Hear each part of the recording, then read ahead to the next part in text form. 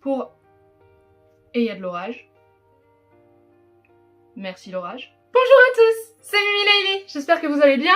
Aujourd'hui, on va faire une petite vidéo où je vais vous raconter une histoire. Alors, prenez votre thé, votre meilleure tasse de thé, et on va tous ensemble écouter une petite histoire.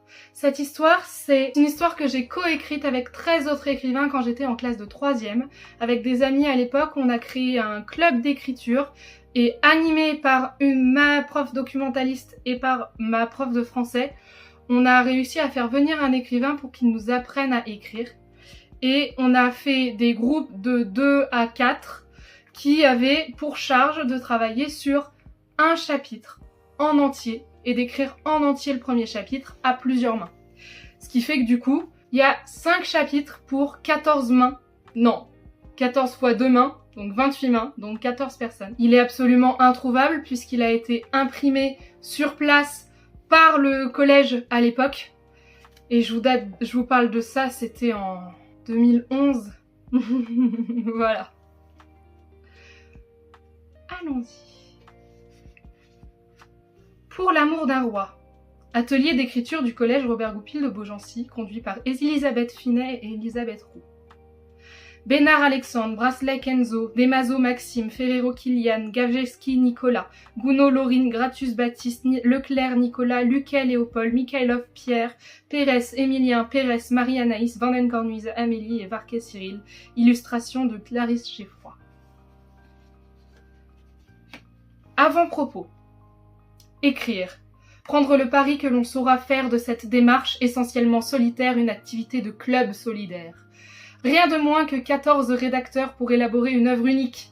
Inventer des mondes, faire surgir des personnages, construire pas à pas un récit. Et tout cela dans l'intense grouillement des imaginaires et le fourmillement des idées. Et la magie opère. Confrontation entre l'exubérance du discours collectif et les strictes nécessités de la construction, entre la jubilation créatrice et les soucis de la mise en forme. Recherche du mot juste, du bon rythme, du dialogue percutant. Durant des semaines avec une belle constance, nos auteurs ont travaillé sur cette partition à mains multiples, composant, tâtonnant, remettant sans cesse l'ouvrage sur le métier. Je suis heureux de les avoir accompagnés dans cette aventure, de les avoir vus approcher ces moments de grâce qui leur ont permis, au bout du compte, de percevoir qu'il n'y a de vrai plaisir d'écriture que dans la satisfaction du travail bien fait. Jacques Asclund. Chapitre 1. Un royaume en deuil. C'était il y a longtemps. Perdu au cœur d'une immense plaine d'Europe centrale, un village d'une centaine d'âmes menait une vie tranquille aux limites de la forêt. Les terres étaient fertiles et les bêtes d'élevage en bonne santé.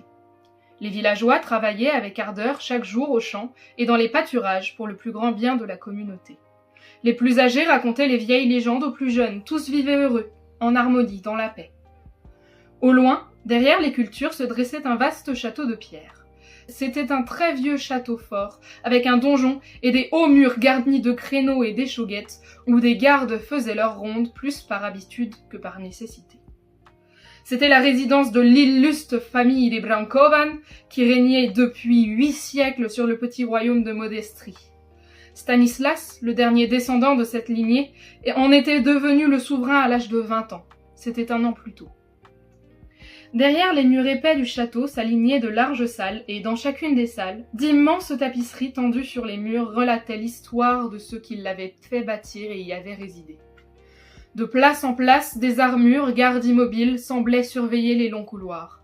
Le mobilier, conçu dans des bois précieux finement sculptés, les sièges recouverts de tissus autrefois chatoyants, les tentures brodées de symboles portaient les marques d'un luxe ancien, ce qui faisait dire aux rares visiteurs que ce château avait dû être agréable à habiter dans le passé. Mais ce n'était plus le cas. Le roi Stanislas vivait seul dans son immense demeure. Avec sa haute stature, ses cheveux couleur charbon et ses yeux verts comme l'émeraude, il aurait pu avoir belle allure. Malheureusement, son teint livide, son regard cerné, le négligé de sa coiffure et de ses vêtements en faisaient un piteux personnage. Enfermé dans les pièces les plus sombres, il fuyait ses semblables, se contentant de la compagnie d'un gros charroux apathique qui portait bien mal son nom. Dragon. Le roi donc menait une triste existence, mais il y avait à cela des raisons. 6 mois auparavant, il avait été déchiré par la douleur, et depuis il hurlait son désespoir, car son château était hanté par Zofia, hanté par le fantôme de sa chère princesse, morte au crépuscule la veille de son mariage. Les villageois décidèrent un jour que les lamentations avaient assez duré. D'un commun accord, ils allèrent trouver Flora, une magicienne au fabuleux talent, qui avait autrefois fréquenté le château. La femme vivait dans une massure au milieu de la forêt avec pour seule compagnie celle d'un grand loup noir aux yeux dorés que tout le monde avait appris à craindre. Elle avait les cheveux roux et chatoyants qui lui tombaient en magnifiques boucles sur les épaules, le plus souvent dénudés. Ses yeux vairons, le droit bleu et le gauche noir étaient indéchiffrables, et les gens du lieu y voyaient une raison de plus pour la traiter derrière son dos de fille du diable. Mais comme elle était experte en plantes et concoctait des remèdes fort efficaces, ils décidèrent de faire appel à elle afin d'aider le jeune roi à sortir de son désespoir. Chapitre 2. La rencontre. Stanislas n'avait pas toujours été le morne personnage que l'on découvrait désormais. Autrefois, il affichait une personnalité charmante, tour à tour sérieux et joueur, attentif aux autres et amoureux des plaisirs, autoritaire quand il le fallait, juste dans ses décisions de roi. Et c'est en ces temps heureux qu'il avait rencontré Zofia. 8 mois auparavant, Stanislas avait été convié au grand bal qu'organisait Gontran XII, le monarque du royaume voisin de Transmanie. Celui-ci voulait fêter la réconciliation entre les deux royaumes qui avaient été souvent en conflit et annoncer une paix perpétuelle. Stanislas s'était donc rendu chez son homologue avec toute sa suite, d'autant plus réjoui qu'on lui avait fait miroiter une rencontre avec la fille de Gontran, la princesse Zofia que l'on disait d'une beauté renversante. Lorsqu'il apparut devant le château de Gontran, illuminé de 1000 feux et débordant de musique, Stanislas s'attira les louanges de tous. Il faut dire qu'il était splendide, le jeune roi de Modestrie, droit et fier dans sa cape d'hermine. Quand il pénétra dans la grande salle d'honneur, déjà peuplée des plus belles figures de la noblesse transmanienne, Stanislas ne vit personne. Personne sauf une jeune fille. Elle resplendissait avec un doux visage illuminé par des grands yeux bleu marine et encadré par une cascade de cheveux d'or couronnés d'un diadème. Aussitôt, Stanislas comprit que cette rencontre allait changer sa vie. Lui qui était d'un tempérament hardi, eut du mal à l'aborder et trouver ses mots. « Mademoiselle, cela vous semblerait-il déplacé que je converse avec vous, je me présente. »« Je sais qui vous êtes, » répondit la jeune fille, guère impressionnée. « Je suis en tout cas votre humble serviteur, et j'aimerais vous dire que rien ne me ferait plus plaisir que vous m'accordiez cette prochaine danse. J'en serais ravie, mais, selon l'usage, vous devez d'abord demander la permission à mon père, le voici d'ailleurs qui vient vers nous. » Sous le regard étonné de Stanislas, le roi Gontran s'approcha d'eux. « Cher et bien-aimé Stanislas, lança le roi, sage et vaillant souverain de Modestrie, notre précieux allié pour toujours, je vous adresse mon amical et loyal salut. Votre présence honore notre demeure et ses occupants. Je ne suis pas moins flatté de votre invitation. Je vois que vous avez déjà fait la connaissance de ma fille Zofia, celle que notre bon peuple ne nomme pas autrement que la perle de Transmanie. »« Perle, » répéta avec ravissement Stanislas, « voilà le mot juste. Simplicité et pureté de la beauté qui illumine la soirée plus que tous les flambeaux et toutes les chandelles réunies. Je sollicite la permission d'imposer à votre perle de ne se confier de toute la soirée qu'à un seul danseur, moi-même. » « Je vous l'accorde bien volontiers, » répondit Gontran, le sourire aux lèvres. « Ne ferait-il pas un couple ravissant, ces deux-là » pensait-il en les regardant se fondre parmi les danseurs, attentif à une union qui arrangerait définitivement les relations entre les deux royaumes. Et il pensait juste. À 10 heures, Stanislas et Zofia allèrent se perdre dans les allées du jardin. À minuit, sur un banc, ils échangèrent un baiser face à l'étang aux nénuphars. Au lever du soleil, dans le parc inondé de rosée, et alors que chantait le premier rossignol, Stanislas fit sa demande en mariage. Elle dit oui sous réserve que son père accepte, ce dont il ne doutait pas. Le mariage fut fixé pour le 21 juin, jour du triomphe de la lumière. 2 mois d'attente! Stanislas, fou d'impatience, trompait le temps en de folles chevauchées à travers champs et bois. Or, il advint un jour, au cœur de la forêt, qu'une créature surgit brutalement devant lui, au point de faire cabrer son cheval. C'était une femme à l'épaisse chevelure rousse. Elle posa sur le roi un regard flamboyant. « Qui es-tu, femme, pour effrayer ainsi ma monture ?»« Je suis celle qui loge aux confins de ta forêt, la gardienne du secret des plantes et la lecture dans les astres. Je suis Flora, la magicienne, ainsi que me nomment les gens du village. »« Et tu prétends lire l'avenir ?» lança Stanislas sur un ton de défi. « Je le peux. Par exemple, je perçois pour vous des lendemains tout à fait prometteurs. C'est aisé à annoncer quand chacun sait que je vais bientôt me marier. Ce que je veux dire, c'est que l'amour va régner sur votre royaume comme cela ne s'est jamais vu. Tu m'intéresses, magicienne, viens me voir au château. Tu me livreras tes présages. » La magicienne se rendit donc très régulièrement au château. Elle parla au roi Stanislas qui aimait s'entendre dire ce qui à lui faisait plaisir. Elle s'entretint aussi avec la belle Zofia quand celle-ci venait rencontrer son fiancé. Elle entra ainsi dans la suite des servantes, couturières, coiffeuses, dames de compagnie, chargées auprès des futurs époux de préparer leurs noces. Elle était encore au château, la veille de la cérémonie du mariage, lorsqu'on retrouva le corps sans vie de Zofia dans le bain de lait d'ânesse qui lui avait été préparé. Nul ne sut de quoi la princesse était morte, et chacun compatit à l'immense désespoir du pauvre Stanislas. Et comme si son malheur ne suffisait pas, le roi dut affronter l'insupportable épreuve de la visite, chaque nuit, du fantôme de Zofia. Au 12e coup de minuit, le spectre apparaissait dans un silence glacial et errait dans les couloirs sans fin, avec de larges gestes des bras qui devaient exprimer sa propre douleur ou annoncer quelque nouvelle catastrophe. La vie du roi sombrait chaque nuit un peu davantage dans la tragédie, et ses lamentations portaient bien au-delà des murs du château, jusqu'au village voisin.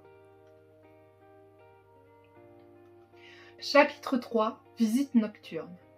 La nuit était tombée sur le château. Stanislas était assis sur son trône dans la salle d'honneur. Un livre posé sur les genoux, il semblait lire, mais le feu des chandeliers était bien trop faible pour lui permettre de déchiffrer le texte.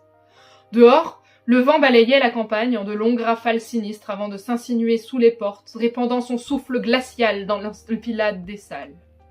Soudain, accompagnant le roulement du tonnerre, une fenêtre s'ouvrit avec une brutalité qui brisa les vitres et souffla les chandelles. Au loin, un loup hurla.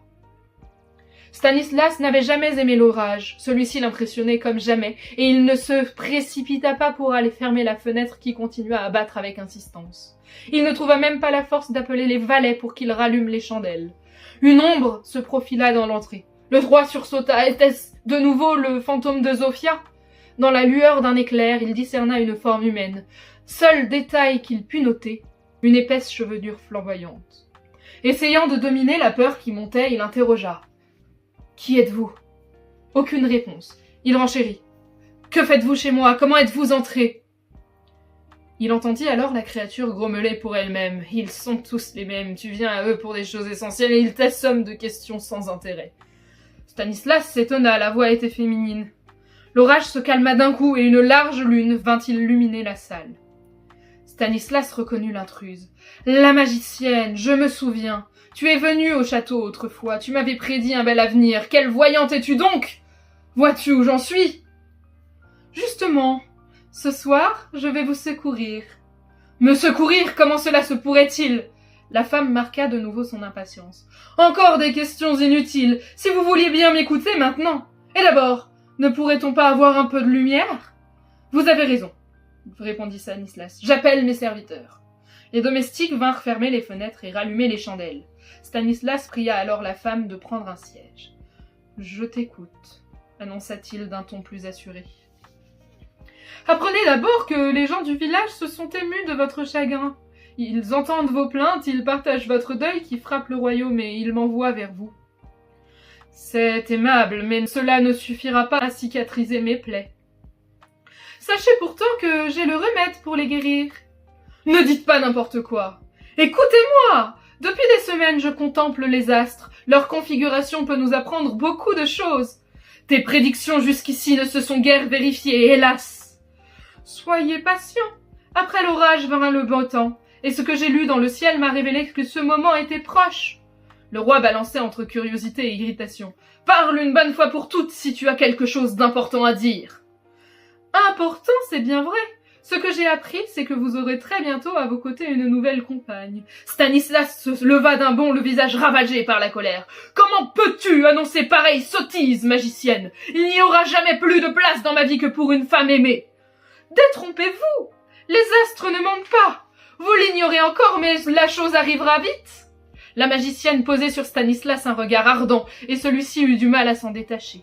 Comme hypnotisé, il entendit la visiteuse annoncer d'une voix sucrée « Cette femme qui vous a désiré dès le premier jour où elle vous a vu, qui s'est rongée d'impatience en attendant le moment de se révéler, cette créature confondue de tendres sentiments pour vous. » Elle laissa sa phrase en suspens.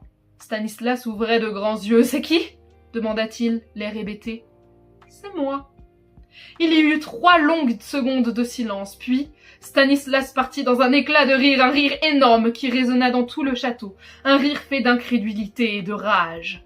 Comment avait-elle pu oser ? Folle que tu es ! Asséna-t-il enfin. Penses-tu vraiment que je pourrais un jour m'intéresser à ta personne ? Tu m'insultes ! Disparais de ma vue avant que je ne te fasse rosser par mes laquais. Chapitre 4. Les aveux. La magicienne demeura bouche bée. Si la colère du roi était violente, la sienne ne l'était pas moins. Elle parvint cependant à la contenir, transformant l'humiliation qu'elle venait de subir en une rage silencieuse. Une pensée, une seule, l'habitait désormais. Puisque tu me repousses, je te tuerai. Elle joua alors une honteuse comédie. Le visage faussement désolé, elle annonça. Folle je suis, vous avez raison. Mes sentiments m'ont égaré. Pourtant, juste avant de disparaître de votre vie, j'ose implorer une faveur. Stanislas était décontenancé par ce changement d'attitude. Laquelle ? Je voudrais que nous buvions à nos avenirs désormais distincts, une sorte de réconciliation avant la séparation définitive. Elle s'approcha de la table sur laquelle se trouvaient des coupes d'argent et le flacon de liqueur de fleurs d'oranger, boisson que le roi consommait chaque soir avant le coucher. Je te l'accorde, concéda Stanislas qui ne vit pas la magicienne verser discrètement une poudre blanche dans sa coupe. Au fond, si elle avait préparé ce concentré de racines d'aconite des marais, le plus violent des poisons végétaux, c'était qu'elle avait envisagé d'en arriver là. « Buvons !» lança-t-elle.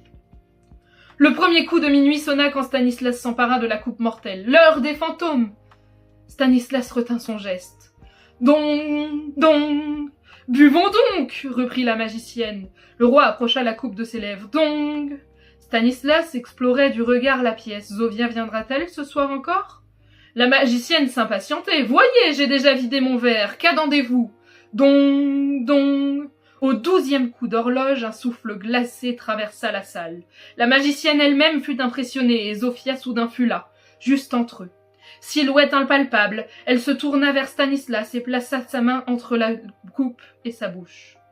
Le geste était facile à comprendre. Stanislas bredouilla, regardant tour à tour Zofia et la magicienne. « Pourquoi ne dois-je pas boire ?» demanda-t-il au spectre qui ne pouvait répondre. « Vous devez le faire !» rugit l'autre qui perdait tout contrôle. Les gestes d'interdiction de Zofia disaient le contraire. Stanislas regarda la voyante, contempla la liqueur. Il comprit. « Empoisonneuse ! Voilà ce que tu es! Tu veux ma mort, infâme créature !» Un affreux rictus tordit le visage de la femme. « Ta mort après celle de celle-là !» lança-t-elle en désignant du doigt le fantôme devenu immobile. Puis elle poursuivit en s'adressant directement à Zofia. Toi que j'ai fait disparaître du règne des vivants, pourquoi faut-il que tu sois venu contrarier mon destin ?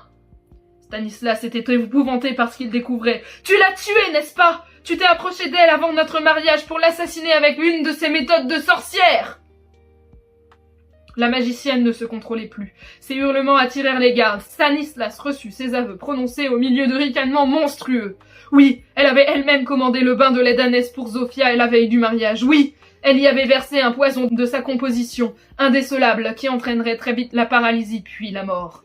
Oui, elle avait cru ainsi perpétrer sa future union avec le roi. Stanislas demanda qu'on jette la magicienne dans un cachot. Zofia demeura un instant auprès du roi, le contemplant en souriant, la tête tendrement inclinée. Puis, sa clarté s'affaiblit, jusqu'à disparaître comme la flamme d'une chandelle à la fin de sa combustion. Elle ne revint jamais plus hanter les salles du château des souverains de Modestrie. Stanislas pleura longtemps cette nuit-là, mais cette fois, il pleura en silence. Chapitre 5. La sentence. Ce sont les villageois, comme la coutume l'exigeait pour les meurtriers, qui décidèrent du châtiment à infliger à la magicienne. Réunis en un tribunal sous l'autorité de leur roi qui demeura muet d'un bout à l'autre, ils délibérèrent longuement. « Pendons-la comme un vulgaire brigand !» proposèrent certains. La peine parut trop ordinaire. « Les sorcières, on les brûle !» rappelèrent certains autres. Il leur fut répondu avec un certain bon sens que l'automne revenu apportait la pluie et que le bûcher risquait d'en pâtir. Alors ils décidèrent que la magicienne serait enterrée vivante. Un ancien, aux longs cheveux gris et au souffle court, prit la parole. « De mon temps, on construisait des dômes en pierre sous lesquels on abandonnait les criminels, lança-t-il de sa voix rauque. Chacun tourna son regard vers les collines qui entouraient le village, dont certaines portaient encore de semblables constructions désormais nettoyées dans la végétation. C'était une bonne chose, poursuivit-il. La vue de ces monuments et les plaintes des condamnés qui y étaient enfermés dissuadaient les mauvais garçons. Plus d'un vaurien a ainsi été ramené à la raison. Un long murmure parcourut l'assistance. Le chef du village intervint à son tour. « Tu as raison, l'ancien, c'est une bonne sentence. » L'assemblée approuva. Le lendemain, dès l'aube, les bâtisseurs se mirent au travail. La magicienne les observait avec un air de mépris à travers les barreaux de sa cage. Elle ne pouvait pourtant pas dissimuler la peur qui se lisait dans son regard. Il fallut 2 jours pour édifier la dernière demeure de la condamnée. Le 3e jour, devant le village à nouveau assemblé, la magicienne fut jetée au cœur du dôme. Elle ne se laissa pas faire et annonça les pires tourments à tous ceux qui s'approchèrent d'elle. Son dernier regard de haine, sa dernière malédiction furent pour Stanislas, qui assistait à son enfermement du haut de son cheval. L'ultime dalle de pierre fut enfin roulée devant l'entrée pour l'obstruer à jamais. Néanmoins, comme l'avait annoncé l'ancien, le son de sa voix à peine étouffée courut longtemps dans les environs. Aujourd'hui encore, au village, dans le silence de la nuit, il arrive qu'on entende ce qui ressemble à de longues plaintes venues des profondeurs de la terre. Certains n'hésitent pas à affirmer que ce sont celles du fantôme de la magicienne qui, de sa prison de pierre, continue de maudire le roi et les villageois. Ce n'est peut-être pas vrai. En tout cas, ça fait peur. Et voilà. C'était Pour l'amour d'un roi, le conte que nous avions écrit quand j'étais en 3e. Je vous souhaite à tous et toutes de belles histoires, de belles lectures, d'être heureux dans vos vies et je vous fais des bisous.